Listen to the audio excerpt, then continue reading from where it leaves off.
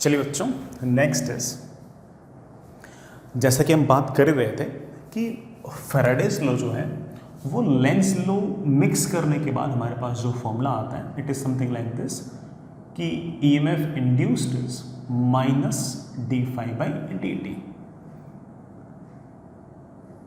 Minus sine तो सिर्फ और सिर्फ ये बताने की कोशिश करता है कि जो भी ईएमएफ इंड्यूस होगा वो चेंज इन फ्लक्स के अपोजिट होगा। तो चलिए इस बात को और गौर से देखते हैं। मैं इस बात को आपको एज ए फॉर्म ऑफ कुछ सवाल कराता हूँ, सिर्फ और सिर्फ आपके दिमाग के अंदर एक बार फैराडेज लॉ बैठ जाए। इसके लिए कुछ छोटे छोटे सवाल हैं, आराम आराम से सुनिएगा, आराम आराम से कीजिएगा। सवाल इस तरह से है कि आपके पास एक लूप है, ऐसे कंडक्टिंग लूप है, ऐसे n नंबर ऑफ टर्न्स है, इसका जो रेडियस है वो बड़ा स्मॉल r है और इस लूप का जो रेजिस्टेंस है वो आपके पास कैपिटल R है। n जो है वो of course number of turns. इस पूरे रीजन के अंदर मैग्नेटिक फील्ड जो है वो यूनिफॉर्म है और उसकी वैल्यू है B is equals to B naught into T। ये मैग्नेटिक फील्ड है ऐसे अंदर की तरफ और ये मैग्नेटिक फील्ड टाइम के साथ वेरी कर रही है, लेकिन मैग्नेटिक फील्ड यूनिफॉर्म है। आप भी सोच रहे होंगे सर मैग्नेटिक फील्ड यूनिफॉर्म कैसे? मैग्नेटिक फील्ड टाइम के साथ वेरी कर रही है। टाइम के साथ वेरी कर रही है, इस बात का मतलब ये है कि मैग्नेटिक फील्ड कांस्टेंट नहीं है, लेकिन मैग्नेटिक फील्ड जितनी भी है उतनी भी यहाँ पर भी वही है, यहाँ पर भी वही है, यहाँ पर भी वही है, यहाँ पर भी वही है, यहाँ पर भी वही है, यहाँ पर भी वही है, हर जगह सेम है। इस कारण से हम यूनिफॉर्म शब्द यूज कर सकते हैं। कांस्टेंट शब्द यूज होता है टाइम के साथ और यूनिफॉर्म शब्द यूज होता है पोजीशन के साथ। तो मैं कह रहा हूं कि मैग्नेटिक फील्ड भले ही टाइम के साथ चेंज हो रही हो, लेकिन वो पोजीशन के साथ चेंज नहीं हो रही है। जितनी मैग्नेटिक फील्ड यहाँ पर उतनी मैग्नेटिक फील्ड यहाँ पर, अगर यहाँ बढ़ेगी तो यहाँ भी बढ़ जाएगी, यहाँ बढ़ेगी तो यहाँ भी बढ़ जाएगी, हर जगह बराबर बराबर मैग्नेटिक फील्ड रहेगी। अब छोटे छोटे तुमसे 2-4 बातें हैं।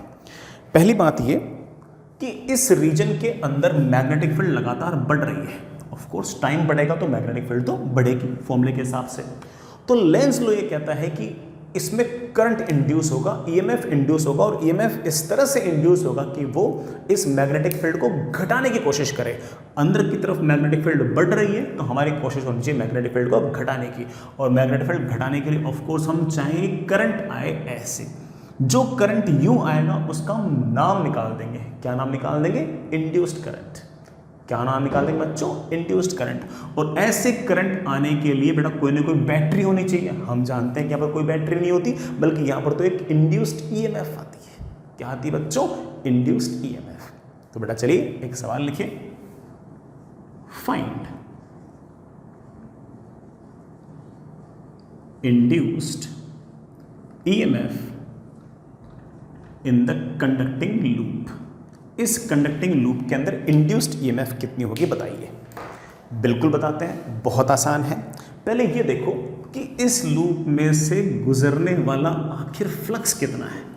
तो आप बोलोगे सर इस लूप में से गुजरने वाला फ्लक्स है, मैग्नेटिक फील्ड हर जगह सेम है, मैग्नेटिक फील्ड मल्टीप्लाइड बाई इसका एरिया। वी नो दैट कि area is of course pi small r का square multiplied by cos of angle between magnetic field and area vector. Magnetic field है ऐसे अंदर की तरफ, सरफेस अगर ऐसे है तो एरिया वेक्टर या तो बाहर की तरफ है या अंदर की तरफ है। आप बाहर ही मान सकते हो, अंदर ही मान सकते हो, कोई फर्क नहीं पड़ता। बाहर और अंदर अगर दोनों ऑप्शन हो तो वो वाला ऑप्शन चूज करो जिसके अंदर एंगल 0 लिख पाओ। अगर आपने मैग्नेटिक फील्ड अंदर की तरफ मान रखी है तो इस सरफेस का एरिया वेक्टर भी आप अंदर की तरफ मान सकते हो और आप कह सकते हो कि angle will be 0। So flux comes out to be, बड़ा मैग्नेटिक फील्ड की वैल्यू देखना कितनी है, B not T, that is B not T into pi r square. What will be the EMF induced? बड़ा EMF induced will be d phi by dt। Sir वो minus कहाँ गया? वो minus तो सिर्फ और सिर्फ ये बताने के लिए था कि ईएमएफ इंड्यूस इस तरह से होगा कि वो इस मैग्नेटिक फील्ड के बढ़ने को घटाएगा, जो बढ़ रही थी उसको घटाएगा, उसे हम यूज कर लेंगे। एंड दैट विल बी, बड़ा इसको डिफरेंशिएट करना टाइम के रेस्पेक्ट में, तो B not constant, pi are square constant, और टी का डिफरेंशियल टी के रेस्पेक्ट में ऑफ कोर्स 1। ये आ गया आपका ईएमएफ। ईएमएफ बेटा देखना टाइम के साथ कांस्टेंट आया है, तो आप कह सकते हो कि अंदर की तरफ मैग्नेटिक फील्ड है, टाइम के साथ लगातार बढ़ रही है। हमारी कोशिश होनी चाहिए मैग्नेटिक फील्ड को घटाने की, तो हम चाहेंगे कि करंट ऐसे आए, हम चाहेंगे कि करंट आए ऐसे। इस करंट का हम नाम निकाल सकते हैं, दैट इज इंड्यूस्ड करंट। क्या नाम निकाल सकते हैं बच्चों? Induced current. और आप इस इंड्यूस्ड ईएमएफ को ऐसे दिखा सकते हो, ऐसे, इधर हायर पोलरिटी इधर लोअर पोलरिटी, कि करंट जो होगा वो ऐसे जाएगा। और इस ईएमएफ की वैल्यू हमें पता है, कितनी वैल्यू है बच्चों? That is B not into pi are square. इसका ये अर्थ बिल्कुल नहीं कि यहाँ पर कोई केमिकल सेल लगा रखा है, कोई केमिकल सेल नहीं है, कोई बैटरी नहीं है। हमने सिर्फ और सिर्फ हमारा सवाल ढंग से हो जाए, इस बात को इमेजिन करने के लिए हमने इस तरह से मान लिया है कि एक बैटरी लगी हुई है, और ऐसी बैटरी जिसका ईएमएफ ये। और तो और कोई मुझसे पूछ ले कि इस इंड्यूस्ड करंट की वैल्यू क्या है, तो मैं बड़े आराम से बोलूंगा कि इंड्यूस्ड करंट की वैल्यू है, बैटरी का ईएमएफ तो पता ही है कितना है बेटा, that is B naught pi are square divide by इस सर्किट का रेजिस्टेंस। वी नो दैट की resistance is of course resistance is of course.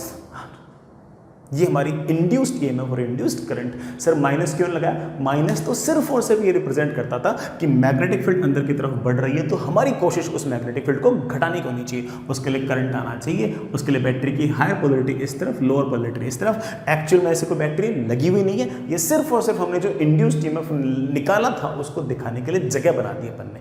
Actual में इस तरह का केमिकल सेल लगा हुआ नहीं है। ये जो ईएमएफ क्रिएट हुई है किसी केमिकल सेल के कारण नहीं है, ये तो टाइम वेरिंग मैग्नेटिक फ्लक्स के कारण है। ये टाइम वेरिंग मैग्नेटिक फ्लक्स के कारण है। आई होप आप इस बात को आप समझ गए होंगे। थोड़ा सा और आगे बढ़ते हैं और करते हैं बेटा सवाल को, आगे चलें। नेक्स्ट इज, इसी सवाल में छोटा सा चेंज, बड़ा छोटा सा चेंज। ये मैग्नेटिक फील्ड जो है ये टाइम के साथ इस तरह से वेरी हो रही है।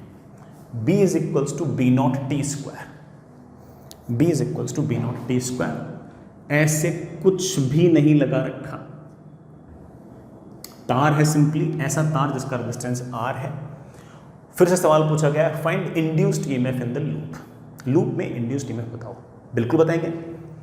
टाइम बढ़ेगा तो मैग्नेटिक फील्ड तो बढ़ रही है, टाइम बढ़ेगा तो मैग्नेटिक फील्ड बढ़ रही है, मैग्नेटिक फील्ड बढ़ रही है तो इस लूप में से गुजरने वाला फ्लक्स बढ़ रहा है। फ्लक्स बढ़ रहा है तो हमारी कोशिश होनी चाहिए फ्लक्स को घटाने की। इसके लिए हम खुद मैग्नेटिक फील्ड क्रिएट करेंगे बाहर की तरफ। मैग्नेटिक फील्ड बाहर की तरफ क्रिएट करने के लिए करंट मुझे मानना पड़ेगा ऐसे, और ये जो करंट है इसका हम नाम निकाल देंगे बच्चों, क्या? Induced current. Sir induced current तो बात की बात है, सवाल में पूछा गया इंड्यूस्ड ईएमएफ निकालो। निकालेंगे, पहले फ्लक्स निकालो। इस लूप में से गुजरने वाला फ्लक्स क्या हो? जैसे मैंने आपको सिखाया कि मैग्नेटिक फील्ड हर जगह यूनिफॉर्म है और उसकी वैल्यू है B not into T square multiplied by बेटा ये वाला सारा का सारा area. We know that this area is pi small are square into cos of angle between them. बेटा what is the angle between magnetic field and area vector? You can say कि magnetic field भी अंदर की तरफ, और अगर ये surface है तो इसका एरिया वेक्टर भी अंदर की तरफ। So this is the flux. कोई मुझसे पूछे कि ईएमएफ इंड्यूस क्या है तो मैं बोलूंगा EMF induce is minus D phi by D T. Minus तो सिर्फ और सिर्फ हमारे सोचने के लिए है, फॉर्मूले में सिर्फ और सिर्फ d phi by D T लिख दो या फिर mod of D phi by D T लिख दो, कोई दिक्कत नहीं है। इसको मैंने जैसे डिफरेंशिएट किया, मेरे पास B not constant, pi are square constant, T square का डिफरेंशिएशन ऑफ कोर्स आएगा 2t। ये आ गई हमारी ईएमएफ। इस बार ईएमएफ कांस्टेंट नहीं है, ये कोई बात नहीं, कोई बात नहीं, ये हमारे पास ईएमएफ आ गई है। हाँ, अब ये ईएमएफ करंट किस तरह से इंड्यूस करेगी मैं पता है। अंदर की तरफ मैग्नेटिक फील्ड है और वो लगातार टाइम के साथ बढ़ रही है, तो हमारी कोशिश है मैग्नेटिक फील्ड को घटाने की। तो हम चाहेंगे कि करंट ऐसे आए। अगर हम चाहेंगे कि करंट ऐसे आए तो हम ऐसा मान सकते हैं कि एक ऐसी बैटरी है जिसकी हायर पोलरिटी इस तरफ और लोअर पोलरिटी इस तरफ, और उस ईएमएफ की जो वैल्यू है वो ये रही। और हम जानते हैं कि ये वैल्यू कांस्टेंट नहीं है, लगातार समय के साथ बढ़ रही है। हम चाहें तो ये इंड्यूस्ड करंट भी लिख सकते हैं। इस इंड्यूस्ड करंट की वैल्यू होगी बेटा, सर्किट में सिर्फ और सिर्फ एक ईएमएफ है और एक रेजिस्टेंस है, तो ऑफ कोर्स करंट आएगा ईएमएफ अपॉन रेजिस्टेंस। तो आप कह सकते हो किसी भी टाइम पर current will be 2 B naught pi small are square t upon capital R. This is the current at any time t. I hope बेटा इस बात को समझ गए होंगे. अरे बेटा मैंने ना नंबर ऑफ टर्न्स एन दे रखे थे, तो हर एक में आप लोग है ना, ये तो बेटा जो मैग्नेटिक फील्ड थी ना वो B not into T square थी, एरिया पाई आर स्क्वायर था. एरिया पाई आर स्क्वायर तो सिर्फ एक लूप का है, तो आप एन नंबर ऑफ लूप्स हैं तो एन से मल्टीप्लाई कर देना. मैंने बेटा ऐसे एन नहीं लगाया, एन से मल्टीप्लाई कर देना. पिछले वाले आंसर के अंदर भी एन से मल्टीप्लाई कर देना, क्योंकि नंबर ऑफ टर्न्स एन है तो area pi small are square नहीं है, N times small pi are square है. ठीक है, तो मैंने एन मिस कर दिया था, आप लगा देना. ठीक, एक छोटा सवाल और मैं उसके लिए डायग्राम वापस से बनाता हूँ. इसी सवाल का पार्ट है बेटा, सारी वैल्यूज बिल्कुल वैसे की वैसी है, सिर्फ मैग्नेटिक फील्ड चेंज करूँगा. हमारे पास circular cross section circular loop इस तरह से, रेडियस है स्मॉल आर, एन उसके नंबर ऑफ टर्न्स हैं, मैग्नेटिक फील्ड अंदर की तरफ है और उसकी वैल्यू है B not into E raise to power minus T upon tau. Magnetic field ऐसे है अंदर की तरफ और इस तरह से एक्सपोनेंशियली डिक्रीज हो रही है. इस लूप का जो रेजिस्टेंस है वो आपके पास आर है. सवाल बेटा वही है, find induced EMF in the loop. Loop के अंदर कितना ईएमएफ इंड्यूस हुआ है. फिर से सारी कहानी बेटा भाई, ये मैग्नेटिक फील्ड टाइम के साथ लगातार चेंज हो रही है, तो ऑफ कोर्स इस लूप में से गुजरने वाला फ्लक्स चेंज हो रहा है, और अगर फ्लक्स चेंज हो रहा है तो ईएमएफ इंड्यूस तो आएगा, तय बात है. कैसे आएगा देखते हैं. अंदर की तरफ मैग्नेटिक फील्ड जो है वो B not E raise to power minus T upon tau exponentially decrease हो रही है. मैग्नेटिक फील्ड अंदर की तरफ जाती हुई एक्सपोनेंशियली डिक्रीज हो रही है. इसका मतलब अंदर की तरफ जाने वाला फ्लक्स लगातार घट रहा है. फ्लक्स लगातार समय के साथ घट रहा है तो ईएमएफ इंड्यूस होगी, करंट इंड्यूस होगा, और वो ईएमएफ और वो करंट चाहेंगे कि फ्लक्स बढ़े. क्या चाहेंगे कि फ्लक्स बढ़े. फ्लक्स बढ़ाने के लिए मुझे अंदर की तरफ मैग्नेटिक फील्ड क्रिएट करनी पड़ेगी, और अंदर की तरफ मैग्नेटिक फील्ड आने के लिए मैं चाहूंगा कि करंट ऐसे आए. ये जो करंट आएगा इसका हम नाम निकाल देंगे इंड्यूस्ड करंट.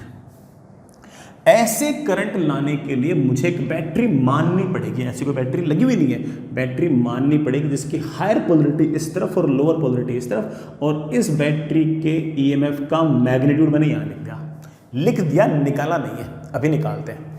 पहले इसमें से पता लगाओ कि फ्लक्स कितना आएगा. तो मेरे बच्चे बोले सर फ्लक्स आएगा magnetic field B into area. बेटा एक लूप का एरिया है पाई आर स्क्वायर, तो एन लूप्स का एरिया है मल्टीप्लाई विद एन. बी हमें सवाल के अंदर दे रखी है, कितनी दे रखी है बेटा, B not E raise to power minus T upon tau into pi are square into N. अगर मुझे ईएमएफ चाहिए तो बड़ा मैं एक बार mod of D phi by D T लिख देता हूँ.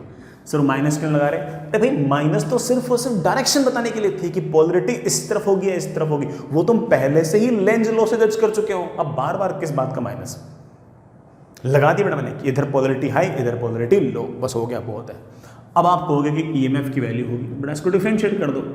बी नॉट बाहर, पाई आर स्क्वायर बाहर, एन बाहर, E raise to power minus T upon tau का डिफरेंस होगा E raise to power minus T upon tau minus one upon tau. Minus लिखने की जरूरत नहीं है, हो गया होगा, सिर्फ मैग्नीट्यूड लिखने की जरूरत है. ये आपका ईएमएफ है, और हम जानते हैं कि ईएमएफ कांस्टेंट नहीं है, ईएमएफ भी लगातार एक्सपोनेंशियली डिक्रीज हो रहा है, but we don't care that much. ठीक है, हमसे पूछा गया बताओ किसी भी टाइम टी पर ईएमएफ कितना होगा, ये होगा ईएमएफ. और तो और किसी ने मुझसे पूछ लिया कि आखिर ये इंड्यूस्ड करंट कितना होगा, तो हमारे लिए कोई टफ टास्क थोड़ी है. हम बड़े आराम से कह देंगे कि इस इंड्यूस्ड करंट की वैल्यू होगी, पूरे के पूरे सर्किट में सिर्फ ईएमएफ है और रेजिस्टेंस है, तो आप कह सकते हो करंट होगा ईएमएफ अपॉन रेजिस्टेंस. तो आप कह सकते हो कि इंड्यूस्ड करंट की वैल्यू होगी B naught pi are square N e raise to power minus T upon tau times are.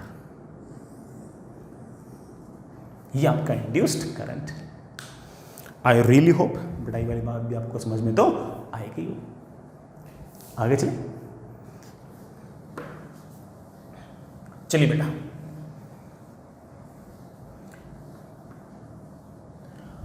हमने देखा कि कैसे मैग्नेटिक फील्ड चेंज होने के कारण ईएमएफ इंड्यूस होता है.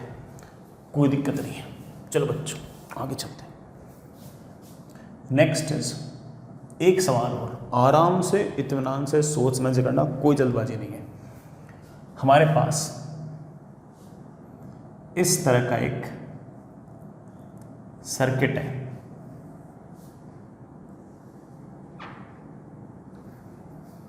इस तरह का एक सर्किट है। इस पूरे सर्किट का जो रेजिस्टेंस है वो 5 ओम है। ये एक बैटरी है जो बड़ा पहले से लगा रखी है 20 वोल्ट की। ठीक है बच्चों, ये जो लेंथ है बड़ा ये और रेक्टेंगुलर है, ये लेंथ है 2 मीटर, बड़ा ये लेंथ आपकी 3 मीटर। ठीक है, और अंदर की तरफ मैग्नेटिक फील्ड है और उस मैग्नेटिक फील्ड की वैल्यू है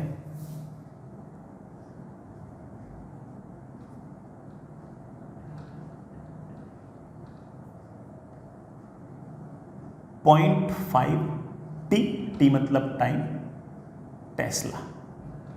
ये मैग्नेटिक फील्ड अंदर की तरफ लगातार टाइम के साथ बढ़ रही है, बड़ा मैग्नेटिक फील्ड। ठीक है, सवाल है फाइंड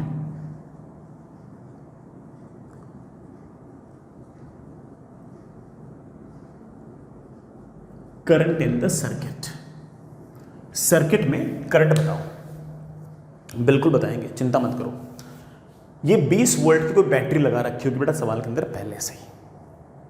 ठीक है, कोई केमिकल सेल होगा।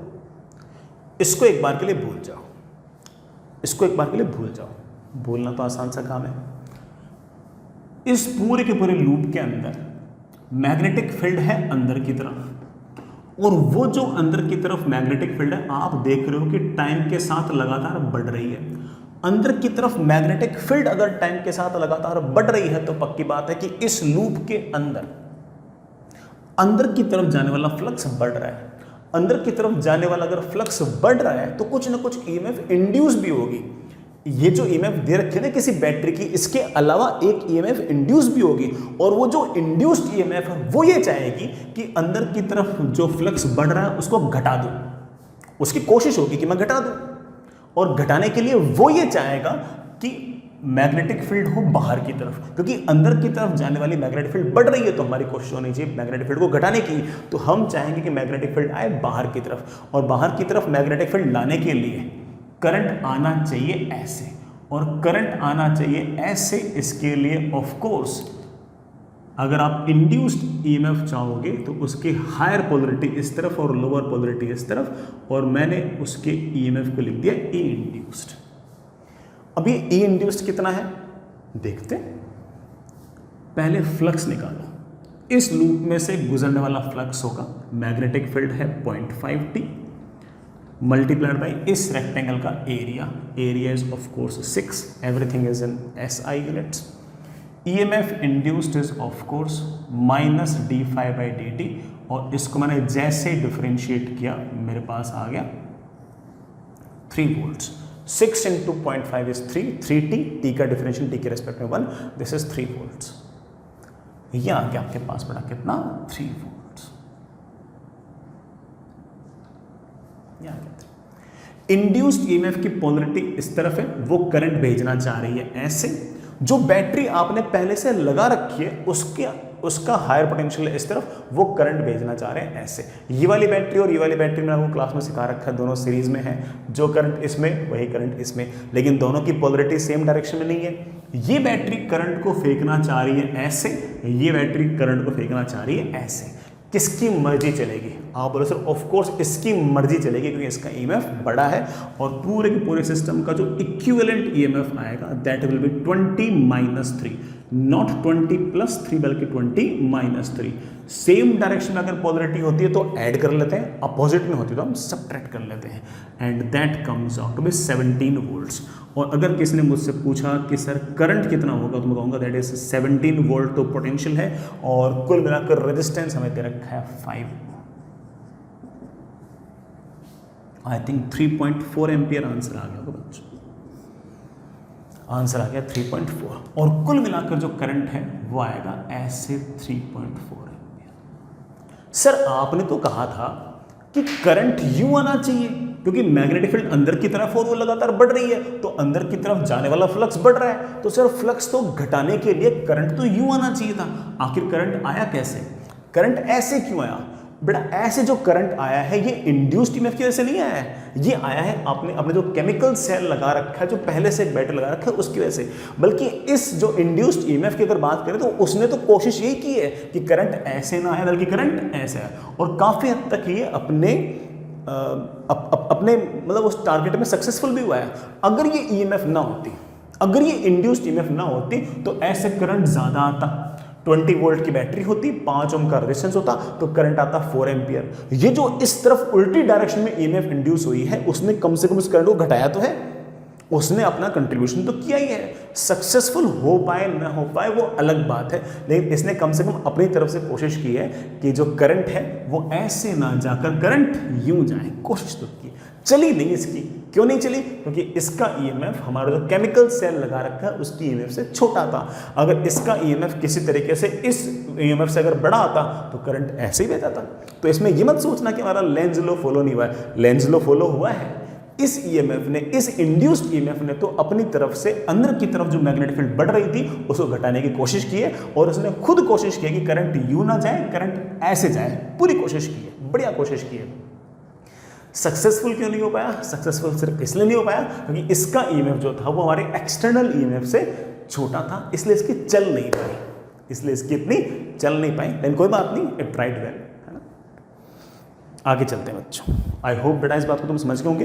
तो अगर कभी इस तरह से कोई और सेल दे रखा हो, कोई और बैटरी दे रखी हो, तो ऐसे इसमें घबराने की जरूरत आपको नहीं है। आगे चलिए बच्चों।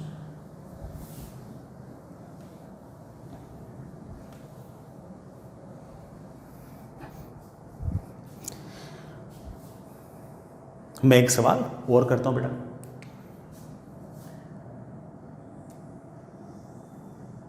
ये एक लूप है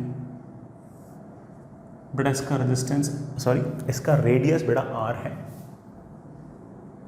एंड इसके नंबर ऑफ टर्न्स, n जो है वो नंबर ऑफ टर्न्स है। अंदर की तरफ मैग्नेटिक फील्ड है B, वो कांस्टेंट भी है और यूनिफॉर्म भी है। इस बार बड़ा मैग्नेटिक फील्ड जो है वो लगातार कांस्टेंट था आपकी, ठीक है बच्चों। अब हुआ क्या कि ये जो कंडक्टिंग लूप है ना बेटा, ये एक्सपेंड करने लग गया, ये लगातार एक्सपेंड करने लग गया,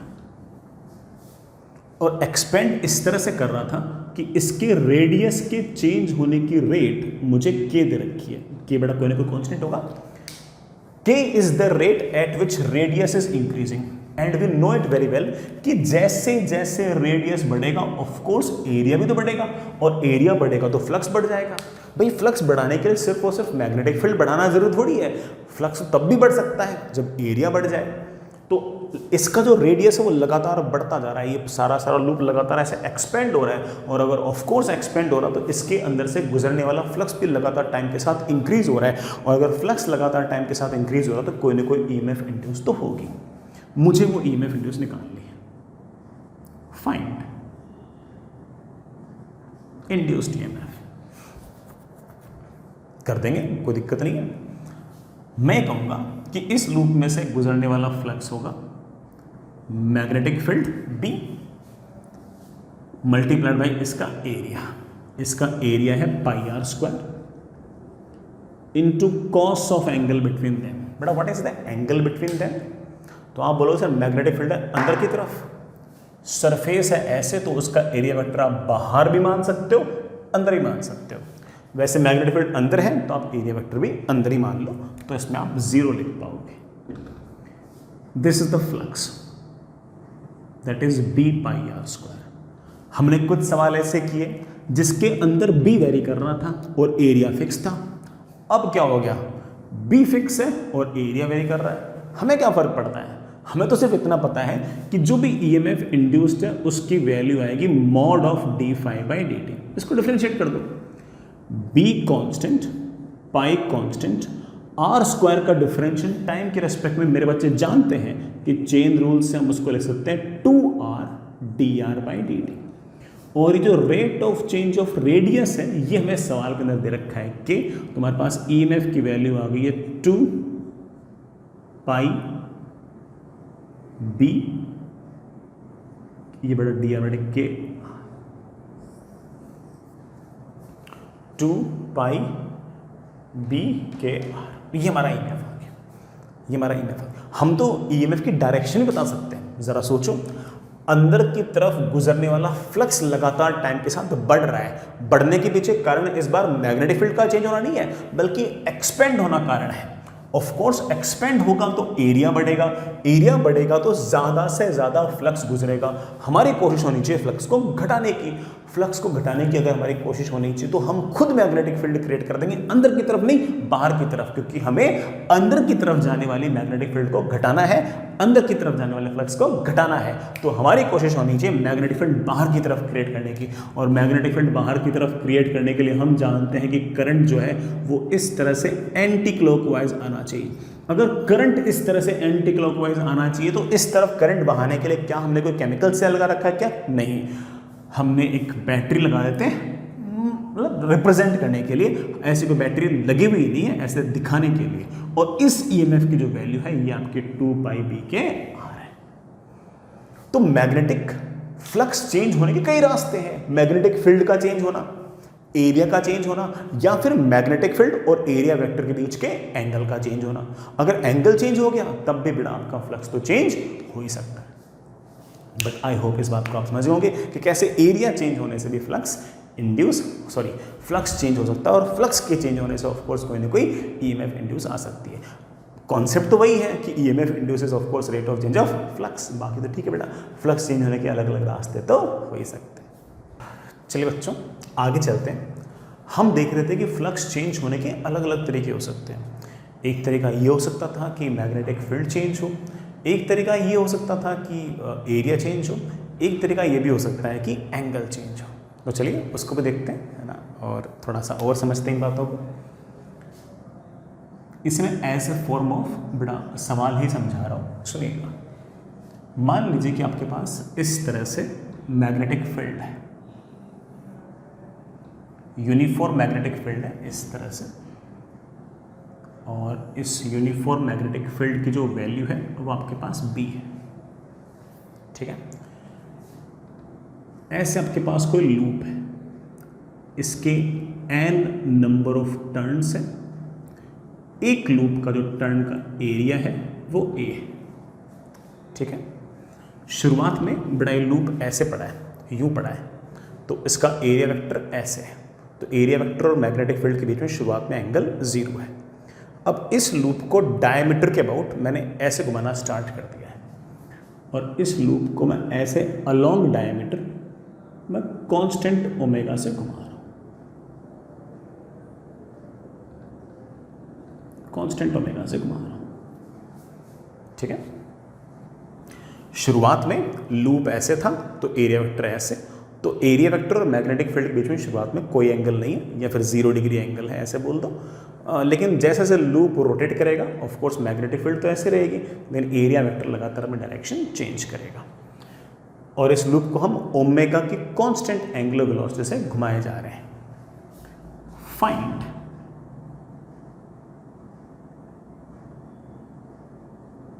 magnetic flux passing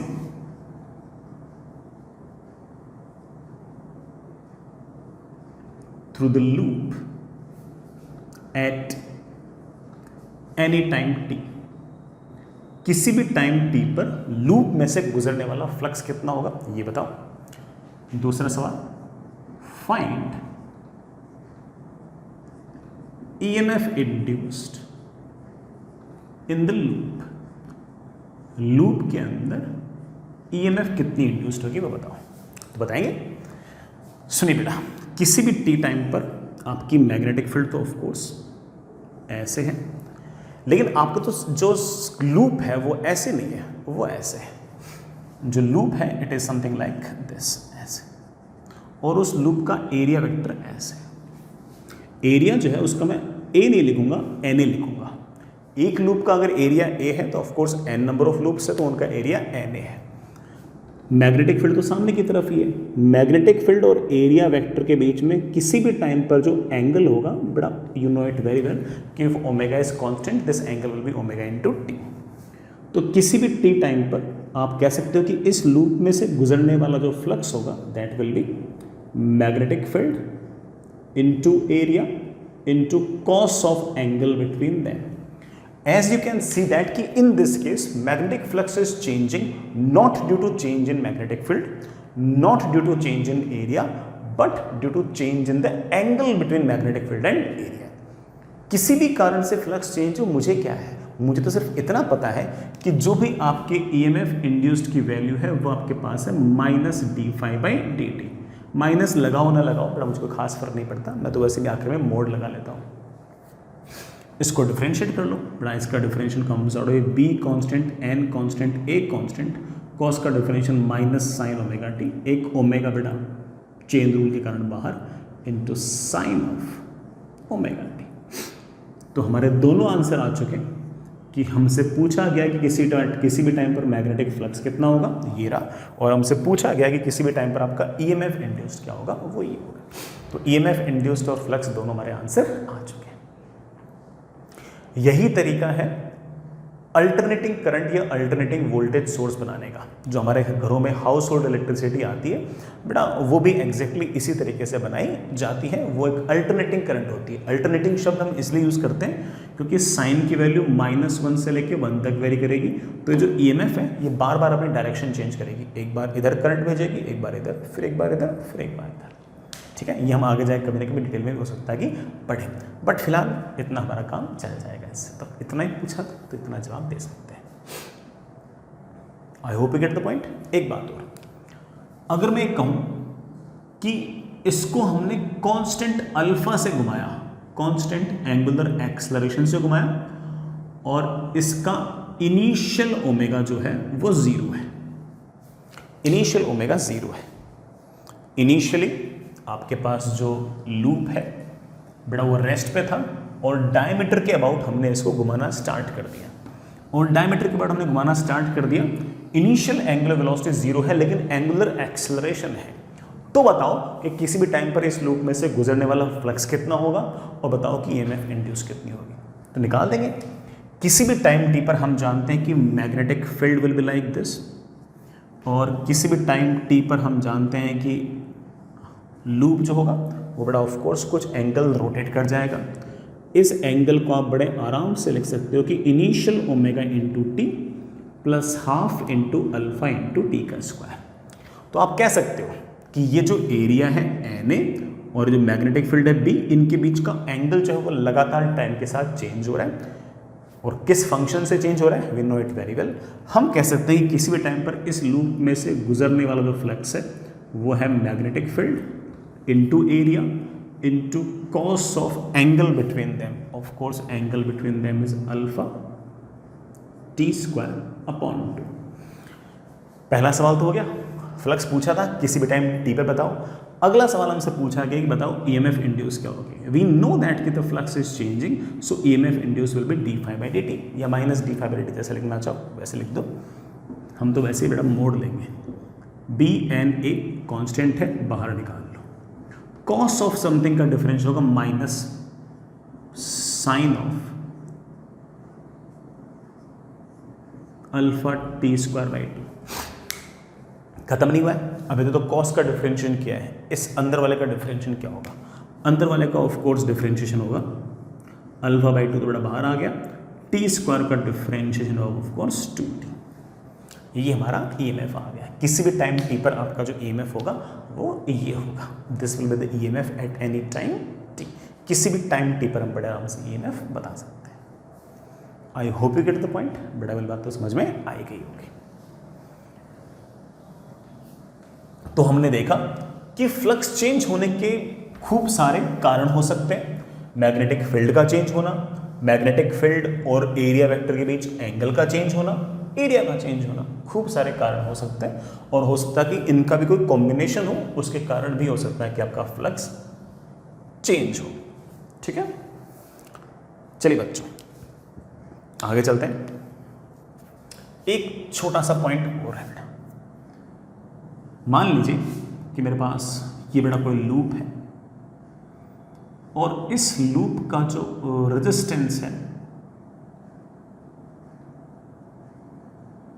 let's say that is R, ठीक है ना। इसमें से गुजरने वाला फ्लक्स जो है वो लगातार टाइम के साथ चेंज हो रहा है। Flux of course function of time है। फ्लक्स अगर फंक्शन ऑफ टाइम है तो ऑफ कोर्स इसके अंदर कुछ ना कुछ EMF आएगी, एंड वी नो दैट कि the value of that EMF will be बेटा of course d phi by dt। No need to put the sign minus, minus is just representing the direction. अगर मैं आपसे पूछूं कितना current होगा तो आप बोलोगे सर अगर सिर्फ रेजिस्टेंस है और सिर्फ EMF है तो करंट होगा of course EMF upon R, है कि नहीं। मैं इसको लिख सकता हूं दैट इज EMF की वैल्यू है d phi by dt। dt को एक बार ऊपर ले जाओ तो मेरे पास आ गया I into D T is of course d phi 1 upon R। ये I इंटू डी टी क्या है हम हल्का फुल्का समझते हैं। करंट I गया है, इंड्यूस्ड करंट गया है dt टाइम के लिए, तो I इंटू डी टी का अर्थ ये हुआ करंट I गया है छोटे से टाइम dt के लिए, तो I इंटू डी टी हो गया है इसमें से गुजरने वाला छोटा सा करंट dq।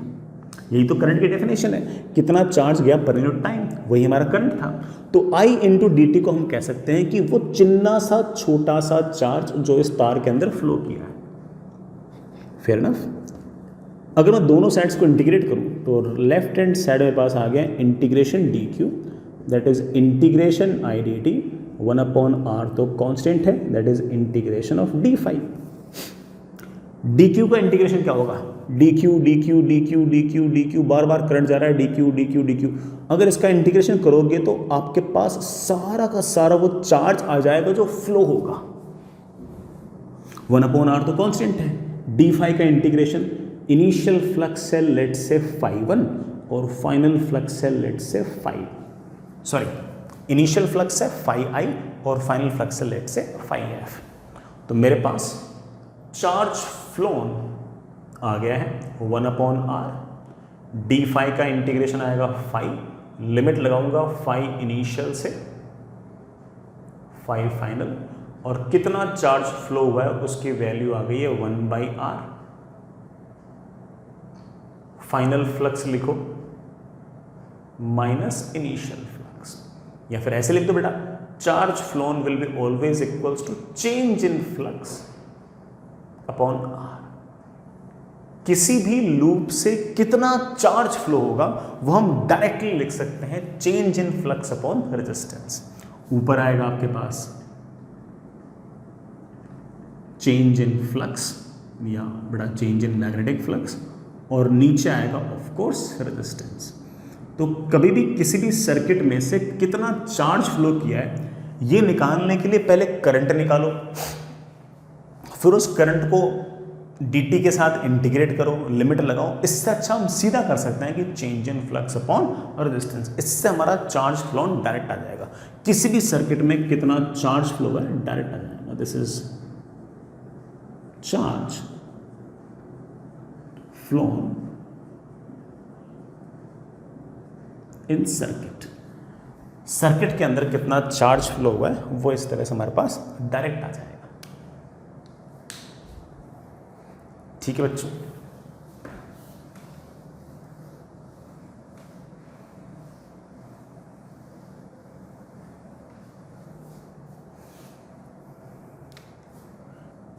जैसे मैं एक एग्जांपल के लिए कहूं कि ये मेरे पास कोई लूप है, इस लूप का जो रेजिस्टेंस है वो लेट से R है, इसका जो लूप का एरिया है वो A है, नंबर ऑफ टर्न्स नहीं दे रखे तो हम ऑफ कोर्स 1 मानेंगे। इसके अंदर ऐसे मैग्नेटिक फील्ड है B जिसको अचानक से हमने 0 कर दिया। मैग्नेटिक फील्ड है B जिसको हमने अचानक से 0 कर दिया। तो मैग्नेटिक फील्ड अगर अचानक से अगर 0 होगी तो हो सकता है बेटा मैग्नेटिक फील्ड अंदर की तरफ थी और वो घट गई, तो इस लूप में से गुजरने वाला फ्लक्स अंदर की तरफ था, वो अचानक से घट गया, तो उसको बढ़ाने के लिए हो सकता है कि ऐसे कोई ना कोई करंट आए, और ऐसे कोई ना कोई करंट आएगा तो हो सकता है कि इस तार के अंदर कोई चार्ज फ्लो करे।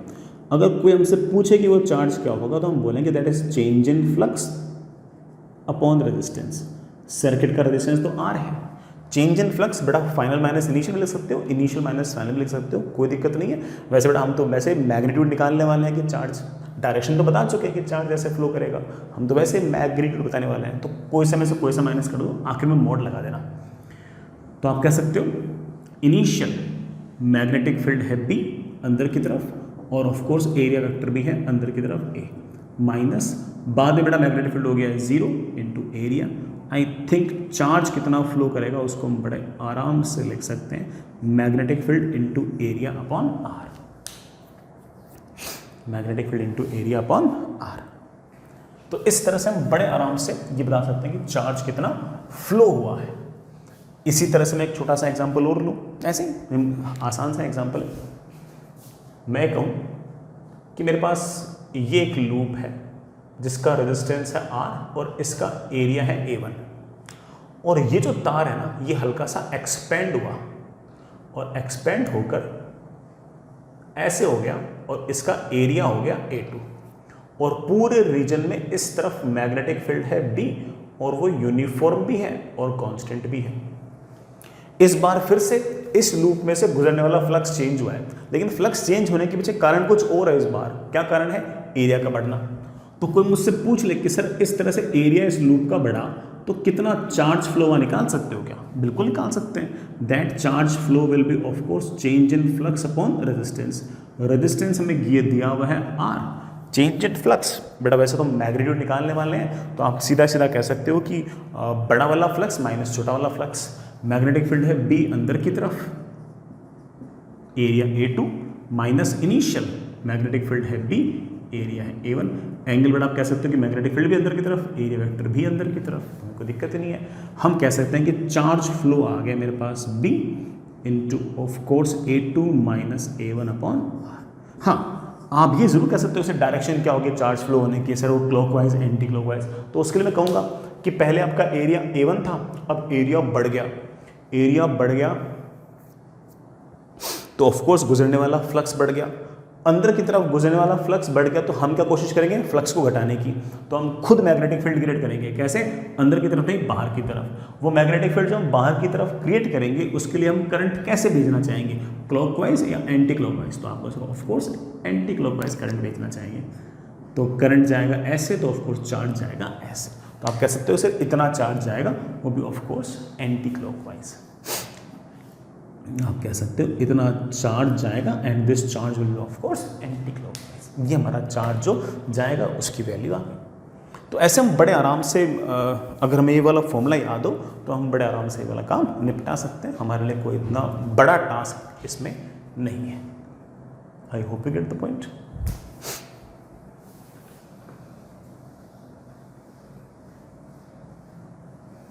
मैं इस बात पे एक छोटा सा तो नहीं बेटा, एक टफ सा सवाल कराने जा रहा हूं। सवाल आसान नहीं बच्चों, ठीक है, फिर भी कीजिएगा। मुझे ऐसा लगता है कि मैंने इस तरह के सवाल कराने के लिए सारी बातें बता रखी हैं। ये एक इनफाइनाइटली लॉन्ग वायर है जिसमें करंट है I, ये बेटा कांस्टेंट है। इसके पैरेलल में एक रेक्टेंगुलर लूप है जो ऐसे है।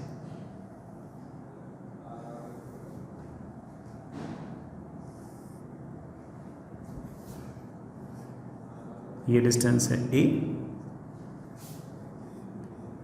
ये डिस्टेंस है L, ये हाइट है H। बड़ा ये वाला वायर पैरेलल है, ये वाला वायर, ये वाला वायर, ये वाला वायर, तीनों पैरेलल है।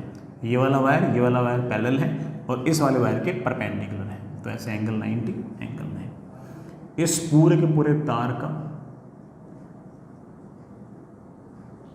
जो रेजिस्टेंस है वो हमें R दे रखा है, ठीक है। हमने क्या किया, इस लूप को इस एक्सिस के अबाउट, इस कंडक्टिंग लूप को इस एक्सिस के अबाउट यू घुमा दिया और इसे हमने घुमा दिया पाई एंगल घुमा दिया। इस बात का मतलब है कि पहले अगर लूप ऐसे पड़ा था तो हमने इस एक्सिस के अबाउट यू घुमा दिया ऐसे, ठीक है। तो मेरा सवाल ये है,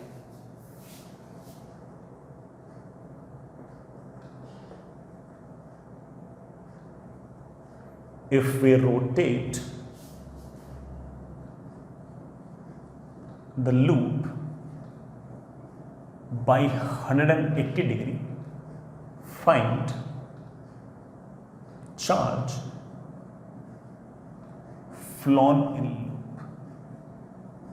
कितना चार्ज इस लूप में फ्लो हुआ वो बताओ।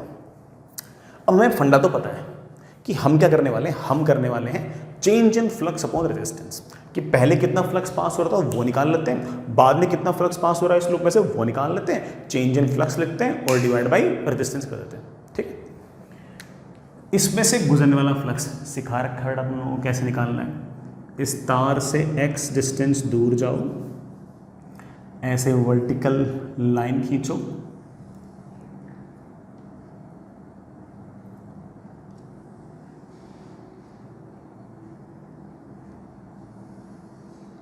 ऐसे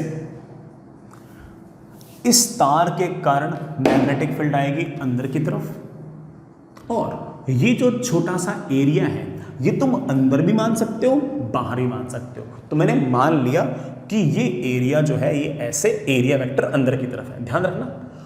हाँ वो अलग बात है कि जब मैं इसको यूं पलटूंगा तो वही एरिया बाहर की तरफ हो जाएगा। अभी अगर ये एरिया वेक्टर अंदर की तरफ है तो मैं इस एक्सिस के अबाउट ऐसे अगर पलटूंगा तो वही एरिया बेटा बाहर की तरफ हो जाएगा, याद रखना इस बात को। तो मैंने इस तार के कारण मैग्नेटिक फील्ड मानी अंदर की तरफ और इसका एरिया वेक्टर भी माना अंदर की तरफ।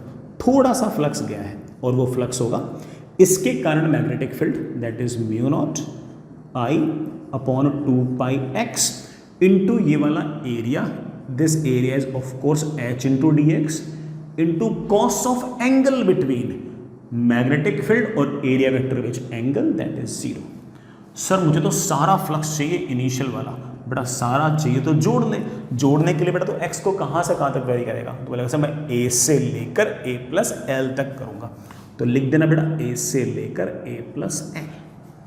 तेरे पास बेटा म्यू नॉट बाहर, i बाहर, h बाहर, 2π बाहर, बेटा cos 0 तो 1 होता ही है, dx अपॉन एक्स का इंटीग्रेशन आ गया, log x लिमिट लगाऊंगा तो log of a plus L upon A. ये तो शुरुआत का फ्लक्स आ गया। सर बाद में क्या होगा, इस पूरे लूप को अगर तुम ऐसे घुमा दोगे तो यही लूप जो है बेटा वो ऐसे बन जाएगा।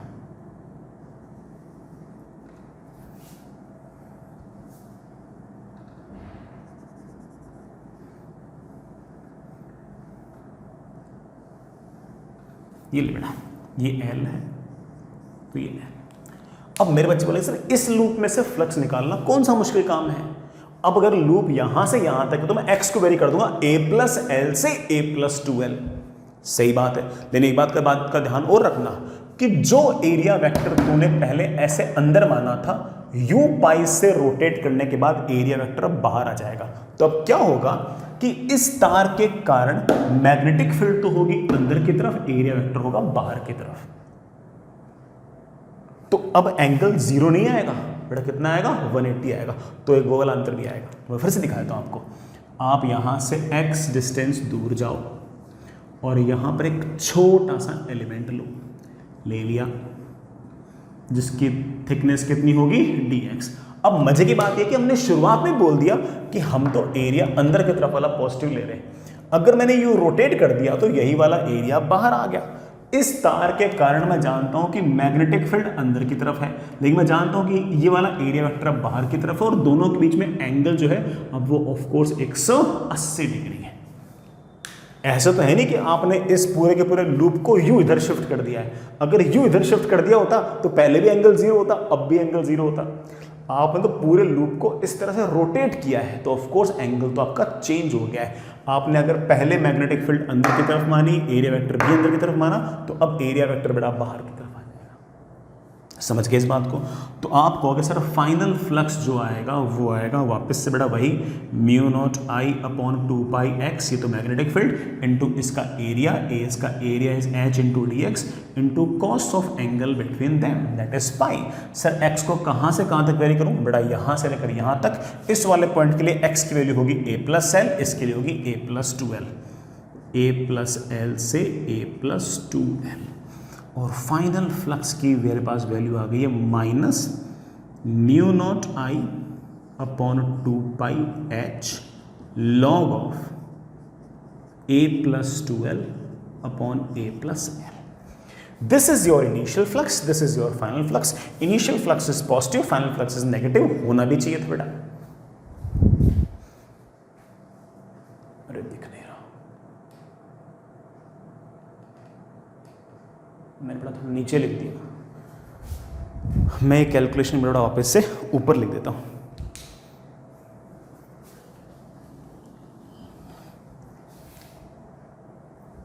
ठीक है, ये आपका इनिशियल फ्लक्स, ये आपका फाइनल फ्लक्स। सिर्फ cos पाई की वैल्यू -1 लिखिए, बाकी बड़ा dx अपॉन एक्स का इंडिकेशन log x था, लिमिट लगाई a प्लस एल से a प्लस 2l, तो log of a plus 2l upon a plus L. ये आपका इनिशियल फ्लक्स, ये आपका फाइनल फ्लक्स। मुझसे पूछा है कितना चार्ज फ्लो करेगा, बड़ा चार्ज फ्लो करेगा of course change in flux upon resistance. बड़ा बड़े में से छोटे को माइनस कर दो, दिस माइनस दिस। मेरे पास बड़ा क्या क्या आ गया, म्यू नॉट बाहर, आई बाहर, एच बाहर, 2π बाहर, divide by resistance, log of A plus L upon A, minus this, minus minus क्या हो गया plus, log of A plus 2l upon A plus L. बड़ा आपको हल्का फुल्का लॉग तो यूज करना आता ही है। यू कैन से कि it is mu not I H upon 2πr, that is log of A plus 2l, बड़ा ये ए प्लस एल, ये हमारा आंसर आ गया। पूरे लूप में से ये जो फ्लक्स होगा, ये change in flux upon resistance, बड़ा ये आपका कितना चार्ज फ्लो करेगा इस पूरे तार के अंदर, वो हमारे पास आंसर आ गया। I hope you get the point. थोड़ा टफ जरूर था, लेकिन कैलकुलेशन वाइज ये टफ था, बट मेरे ख्याल से ये वाली कैलकुलेशन तो आप समझ ही गए होंगे। थोड़ा मैं उस टाइम कैमरा सेट नहीं कर पाया, अब तो तुम समझ ही गए होंगे। ठीक है, आसान सी कैलकुलेशन थी, खुद ही बेटा एक बार कम से कम पेन से तो लिख ही लेना, हो जाएगा तुमसे भी। ठीक है, आगे चले।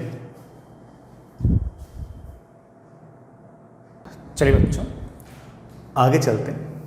हमारे फैराडेज लॉ को अगर हम एक बार लेंज लॉ के साथ मिलाकर लिखें तो हम ये कहेंगे कि EMF इंड्यूस्ड इज -d∅dt, या फिर अगर एवरेज EMF की बात करें तो हम कहेंगे दैट इज -ΔΦ/Δt।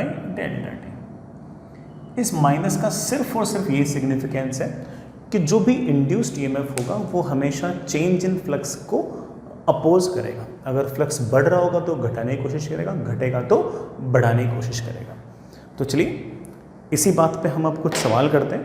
मेन ध्यान आप बड़ा इस माइनस के अलावा सिर्फ और सिर्फ ΔΦ/Δt पर ही ज़्यादा ध्यान दें। माइनस साइन तो सिर्फ और सिर्फ ये लॉजिक एक्सप्लेन कर रहा था कि EMF इंड्यूस जो होगा वो चेंज इन फ्लक्स को अपोज करेगा, इसके अलावा कोई खास और बात नहीं है। तो चलिए अपन बड़ा कुछ सवाल करते हैं, सवाल सोचते हैं। चलिए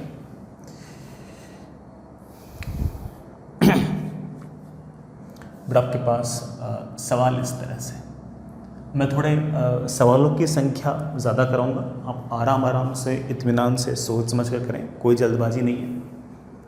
सुनिएगा, सबसे पहले आपके पास एक इनफाइनाइटली लॉन्ग वायर है, इनफाइनाइटली लॉन्ग वायर है, और इस वायर के पैरेलल में इस तरह से हमारे पास एक दूसरा लूप और है, कंडक्टिंग लूप है। ये हमारे पास दूसरा एक कंडक्टिंग लूप है। This is your conducting loop. इस कंडक्टिंग लूप का जो रेजिस्टेंस है वो आपके पास R है, और ये डिस्टेंस आपके पास A है, ये लेंथ आपके पास B है, और ये लेंथ आपके पास L है। Fair enough. इसमें से करंट गुजर रहा है I। छोटे छोटे सवाल पूछ रहा हूँ, आराम आराम से इत्मीनान से करना, और जैसे कहूँ ना वैसे वैसे ही करते रहना। सबसे पहला काम, ये बड़ा रेक्टेंगुलर लूप है, ठीक है। ये वाला वायर और ये वाला वायर पैरेलल है, ये वाला वायर पैरेलल है, ये वाला वायर इस वायर के परपेंडिकुलर है। तो पहला सवाल है, find magnetic flux passing through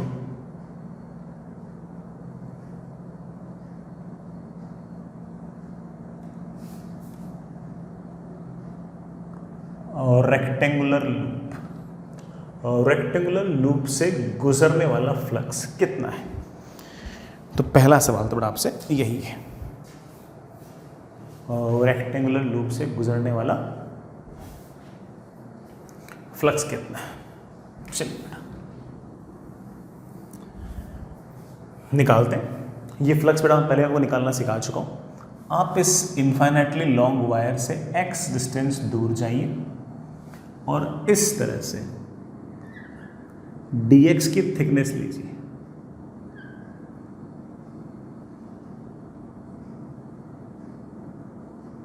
इस इनफाइनाइटली लॉन्ग वायर के कारण मैग्नेटिक फील्ड आएगी ऐसे अंदर की तरफ।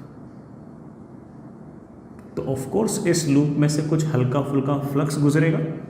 इस छोटे से एरिया में से जो छोटा सा फ्लक्स गुजरेगा मैं उसको बड़े आराम से लिख सकता हूं, इस इनफाइनाइट वायर की वजह से यहां पर magnetic field that is mu not I upon 2πx multiplied by ये वाला एरिया होगा L into D x, that is L into D x multiplied by cos of angle between area vector and magnetic field. हम जानते हैं कि इस current के कारण मैग्नेटिक फील्ड आएगी अंदर की तरफ। ये जो सरफेस है इसका एरिया वेक्टर आप बाहर भी मान सकते हो, अंदर ही मान सकते हो। तो आप यहाँ पर एंगल 0 भी लिख सकते हो, 180 भी लिख सकते हो, आपकी मर्जी है। 0 और 180 में अगर दोनों ऑप्शन हो तो आप 0 लिखा करें, कोई फर्क नहीं पड़ता इतना, ठीक।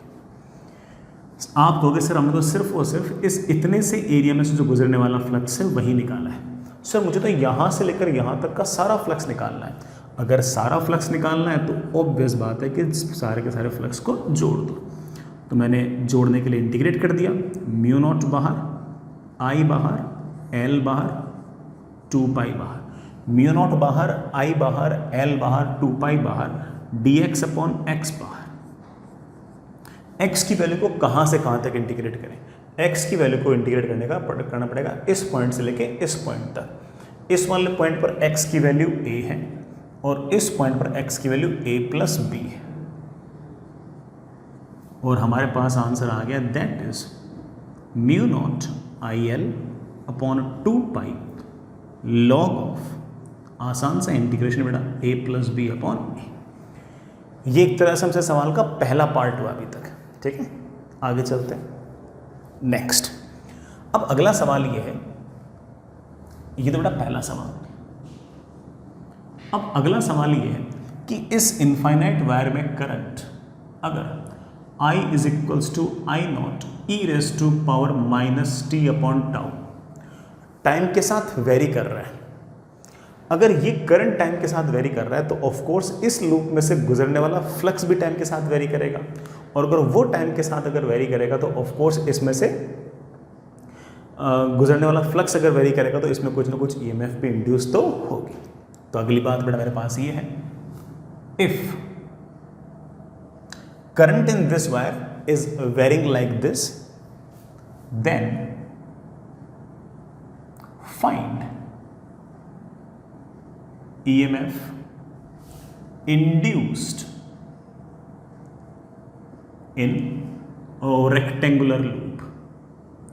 तो हमारे इस रेक्टेंगुलर लूप के अंदर कितनी EMF इंड्यूस होगी, बिल्कुल निकालेंगे। इस रेक्टेंगुलर लूप के अंदर से गुजरने वाला जो फ्लक्स है उसको आप बड़े आराम से लिख सकते हो कि that is mu not IL, I की वैल्यू कितनी है I not e raise to power minus T upon tau L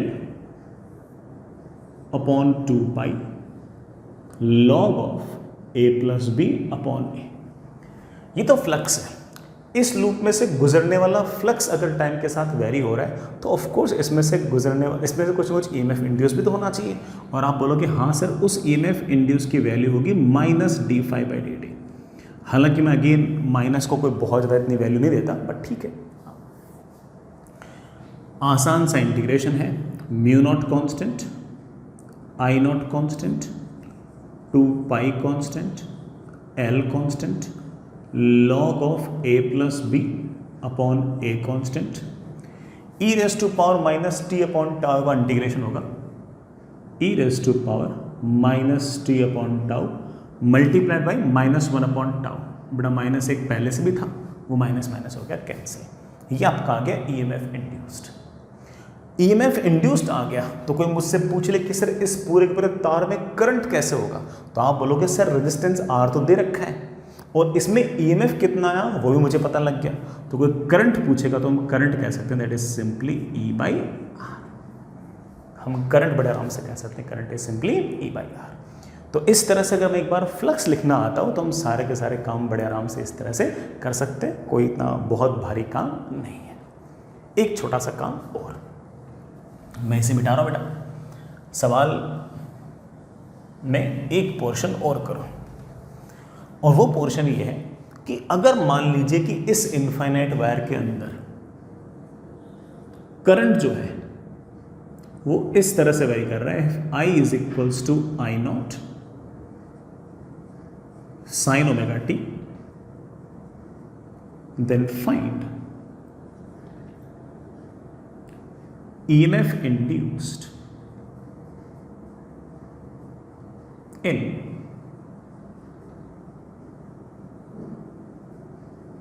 rectangular loop. अगर ये वाला करंट इस बार ऐसे साइन के फंक्शन से अगर वेरी कर रहा होगा तब इस रेक्टेंगुलर लूप में किस तरह से ईएमएफ इंड्यूस होगी। तो आप कहोगे कि सर अगर ये करंट लगातार चेंज होगा तो इसमें से गुजरने वाला फ्लक्स चेंज होगा, और अगर मैग्नेटिक फ्लक्स चेंज होगा तो ऑफ कोर्स कोई ना कोई ईएमएफ इंड्यूस तो आएगी। और उस ईएमएफ इंड्यूस को आप कह सकते हो कि sir that EMF induce is of course minus D phi by D t, that is minus d by D t of flux. Flux हम निकालना सीख चुके हैं। फ्लक्स की वैल्यू है क्या है बेटा, म्यू नॉट आई। आई को हम लिख सकते हैं I not sine omega T, mu not I L upon 2 pi log of A plus B upon A. और आप कह सकते हैं कि मोस्टली टर्म्स तो कांस्टेंट है, बाहर निकाल लीजिए, माइनस बाहर, म्यू नॉट बाहर, आई नॉट बाहर, एल बाहर, 2 पाई बाहर, log of A plus B upon A बाहर।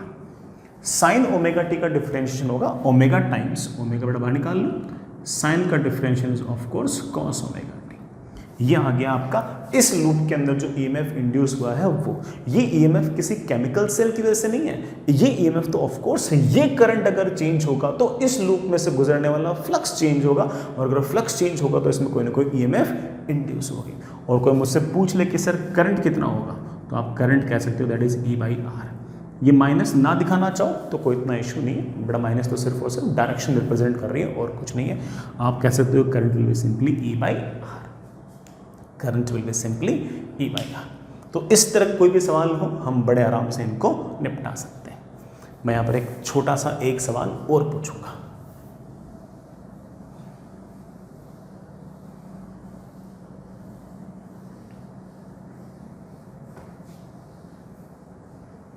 मैं यहाँ पर एक छोटा सा सवाल और पूछूंगा, शायद बड़ा नंबरिंग 4 आएगी उसकी। If current in infinite wire changes from I naught to 0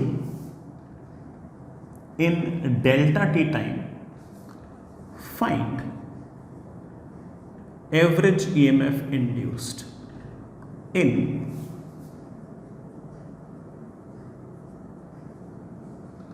rectangular loop। अगर इसमें आई नोट से 0 करंट हो गया और वो होने में अगर मान लीजिए कि डेल्टा टी टाइम लगा, तो इसमें कितनी एवरेज ईएमएफ इंड्यूस होगी। तो याद कीजिए बच्चों, एवरेज ईएमएफ इंड्यूस्ड का फॉर्मूला था simply minus delta phi by delta T.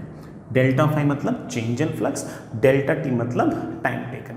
Minus का अर्थ तो सिर्फ और सिर्फ बड़ा वो अपोज करने वाला है और कोई बड़ा अर्थ है नहीं। डेल्टा फाइव में पहले मुझे इनिशियल फ्लक्स निकालना होगा, निकाल लेंगे इनिशियल फ्लक्स। जब करंट आई नोट था तो इसमें से गुजरने वाले फ्लक्स की वैल्यू आएगी, बड़ा मैं आपको निकाल रखी है, कितनी आएगी, mu not I not L upon 2 pi log of A plus B upon A. इसी तरह से फाइनली जब इसमें करंट 0 हो जाएगा तो ऑफ कोर्स इस लूप में से गुजरने वाला आपका जो फ्लक्स है बेटा वो 0 हो जाएगा। अगर किसी ने मुझसे पूछा कि एवरेज ईएमएफ इंड्यूस क्या होगी, हम बड़े आराम से कह सकते हैं कि that is minus delta phi upon T.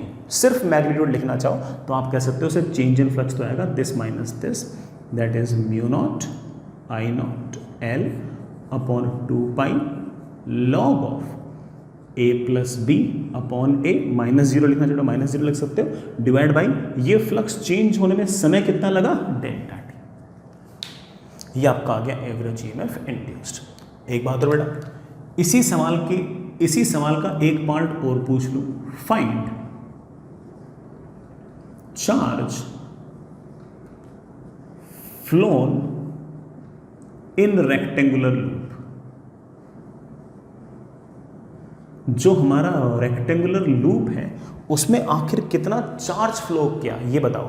तो आप बोलोगे सर इसमें करंट अगर आई नोट से अगर 0 होगा तो इसके अंदर चेंज इन फ्लक्स आएगा डेल्टा फाइव। इसमें अगर चेंज इन फ्लक्स आएगा डेल्टा फाइव तो इसमें चार्ज फ्लो करेगा। बेटा उस चार्ज फ्लो का फॉर्मूला निकाल चुके हैं, that is delta phi upon R. Minus minus की चिंता ना करें, सिर्फ इतना बोल दें कि डेल्टा फाइव आएगा of course this minus this, that is mu not I not L upon 2 pi log of A plus B upon A divided by R. ये बड़ा आपका जो चार्ज फ्लोन है वो आ जाएगा कि कितना चार्ज फ्लो होगा, हम बड़े आराम से इस तरह से निकाल सकते हैं।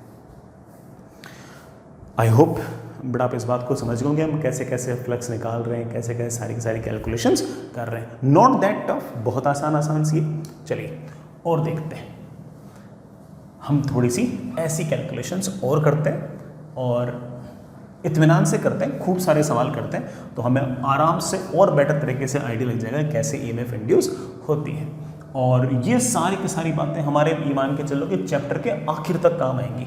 हो सकता है कि जो सवाल हम अभी कर रहे हो वही वाले सवाल हम चैप्टर के बिल्कुल लास्ट में भी करें, ठीक है, अच्छा लगेगा, सब बढ़िया है इसमें। एक और सवाल बेटा, आपके पास सिचुएशन इस तरह की है कि आपके पास एक बड़ा लूप है और ये इस बड़े लूप का सेंटर है यहाँ कहीं, और इसका जो रेडियस है बेटा वो कैपिटल आर है। इसके जो नंबर ऑफ टर्न्स हैं बेटा वो n1 है। ये एक छोटा लूप है, इसका रेडियस स्मॉल आर है। हमें सवाल में दिया हुआ है कि small r is very very small as compare to capital R. These are coplanar, concentric. Coplanar भी है, कंसेंट्रिक भी है, दोनों सेम प्लेन में है दोनों लूप्स, और दोनों का सेंटर भी सेम है। इसके नंबर ऑफ टर्न्स n1 है तो बेटा इसके नंबर ऑफ टर्न्स n2 है। ठीक है, अगेन छोटे छोटे सवाल आराम से करना। बाहर वाले लूप में मैंने ऐसे करंट मान लिया I, जितना कहूं ना उतना ही करना है। बाहर वाले में करंट मान लिया I, find magnetic flux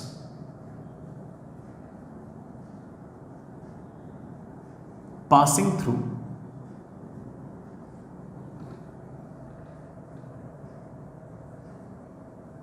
smaller loop.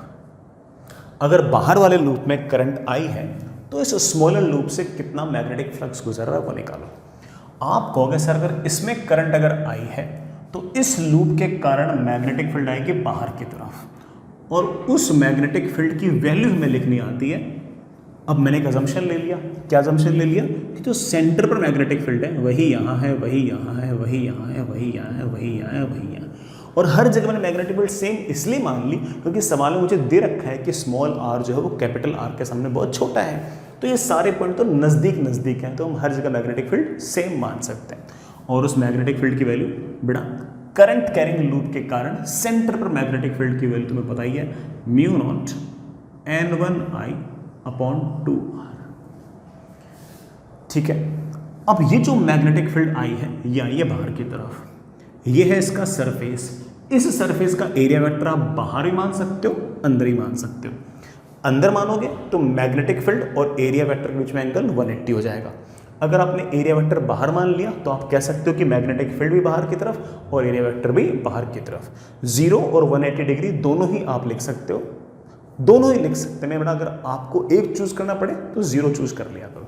आप कह सकते हो कि इसमें से गुजरने वाला जो फ्लक्स आएगा वो आएगा magnetic field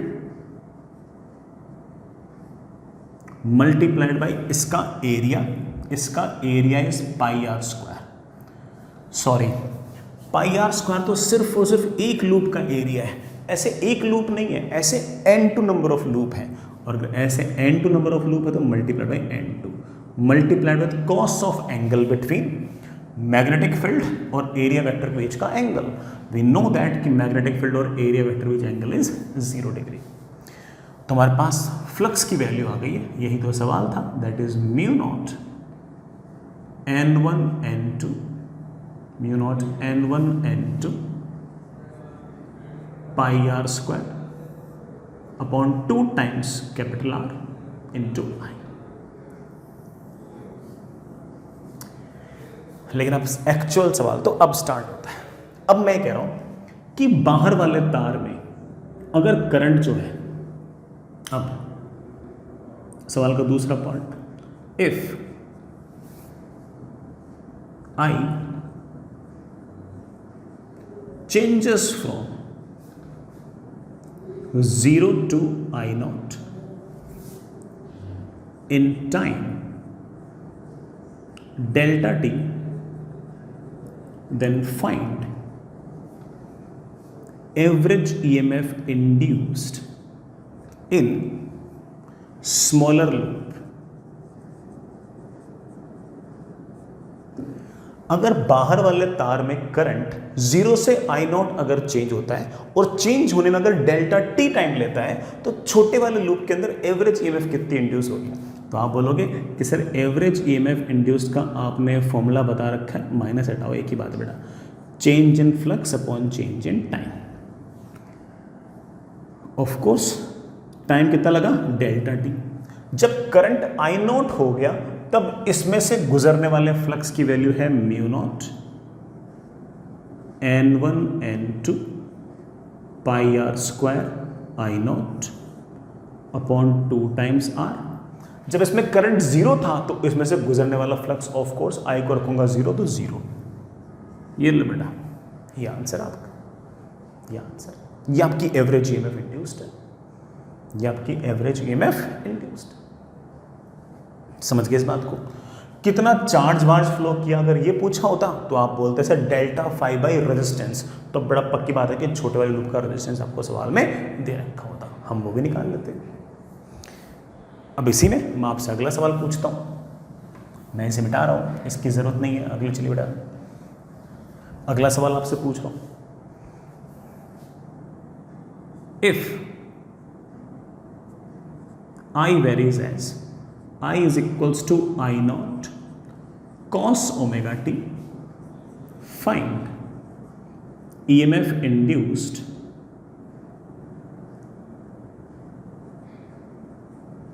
in smaller loop। अगर बाहर वाले लूप में करंट अगर इस तरह से टाइम के साथ वेरी करेगी तो छोटे वाले लूप के अंदर ईएमएफ इंड्यूस बताओ। आप कारण तो जानते हो कि जैसे जैसे ये करंट चेंज होगा इसमें से गुजरने वाली मैग्नेटिक फील्ड चेंज होगी, मैग्नेटिक फील्ड चेंज होगी तो ऑफ कोर्स जो फ्लक्स आ रहा है वो चेंज होगा, अगर फ्लक्स चेंज होगा तो ऑफ कोर्स कोई ना कोई ईएमएफ इंड्यूस तो होगा।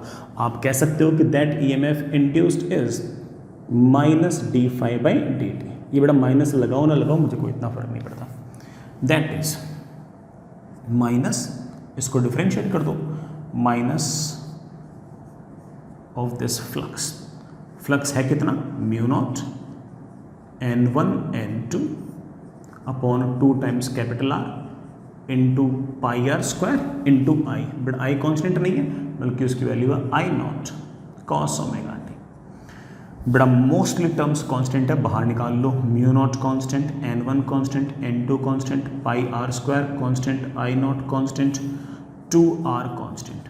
कॉस का differentiation is minus sine omega T, बड़ा माइनस माइनस हटा भी सकते हो, ओमेगा टी। चेन रूल लगाऊंगा तो ऑफ कोर्स टी का जो कोफिशिएंट है ओमेगा उससे करना पड़ेगा मल्टीप्लाई। ये लीजिए बेटा, इस छोटे वाले लूप के अंदर ये आपकी ईएमएफ इंड्यूस्ड है, आपकी ईएमएफ इंड्यूस्ड। अगर इसका रेजिस्टेंस दे रखा होता मान लो 10 ओम, तो आप कह सकते थे current is of course this EMF divide by 10 ओम। अगर मान लो कि इसका रेजिस्टेंस दे रखा होता आर डैश, तो आप बोलते सर किसी भी टाइम पर इसके अंदर करंट इंड्यूस है और उस करंट इंड्यूस की वैल्यू है of course this EMF divide by current, this EMF divide by current. I really hope बेटा ये वाली बात आपको समझ में आई गई होगी। कोई बहुत बड़ा आगे टफ टास्क तो बिल्कुल भी नहीं था। आगे चले नेक्स्ट।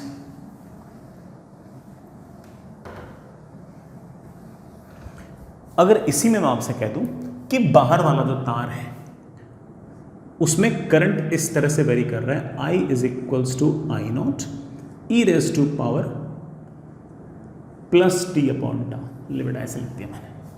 बाहर वाले तार में करंट जो है वो एक्सपोनेंशियली इंक्रीज हो रहा है, अरे इंक्रीज हो रहा हो डिक्रीज हो रहा हो, अगर ये करंट वेरी करेगा तो यहाँ पर मैग्नेटिक फील्ड चेंज होगी, मैग्नेटिक फील्ड चेंज होगी तो इसमें से गुजरने वाला फ्लक्स चेंज होगा, फ्लक्स चेंज होगा तो इसमें कोई ना कोई ईएमएफ इंड्यूस तो होगी।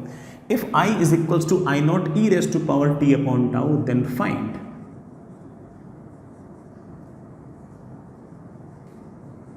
EMF induced in smaller loop। जो भी हमारा छोटा वाला लूप है उसमें EMF इंड्यूस क्या होगी, again very simple, that is that EMF induces of course minus d phi by dt। Again बेटा माइनस लगाओ ना लगाओ, वैसे मेरे कैलकुलेशन को बहुत बड़ा अंतर नहीं पड़ता, माइनस का सेंस समझना जरूरी है, वो हम धीरे धीरे देखते भी रहेंगे। बड़ा करना, that is minus d by dt of flux। what is the flux? Flux हम पहले से निकाल चुके हैं, that is mu not n1 n2 pi are square upon 2 times capital R into current, और करंट को हम बड़े आराम से लिख सकते हैं I not E raise to power T upon tau. करना बड़ा डिफरेंशिएट, मोस्टली टर्म्स बड़ा कांस्टेंट है बाहर आ जाएंगी, mu not n1 n2 pi are square I not upon 2 times capital are, तो ठीक है बेटा, E raise to power T upon tau का इंटीग्रेशन आएगा E raise to power T upon tau divide by tau.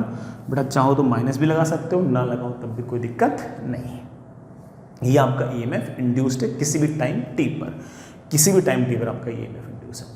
तो आप बार बार इस बात को देख रहे हो कि किसी एक लूप के अंदर अगर करंट चेंज होगा तो दूसरे लूप में से गुजरने वाला फ्लक्स समय के साथ चेंज होगा, और अगर वो फ्लक्स चेंज होगा तो ऑफ कोर्स ईएमएफ इंड्यूस तो आएगी। और ईएमएफ इंड्यूस अगर एवरेज पूछी हो तो delta phi by delta t लिख दो, और अगर इंस्टेंटेनियस पूछी हो तो d phi by D T लिख दो। माइनस तो ठीक है बेटा, अपन को हल्का फुल्का आइडिया है कि माइनस का तो क्या अर्थ है। I hope you get the point. बहुत इतना बड़ा टफ टास्क भी नहीं था, समझ में आया क्या होगा।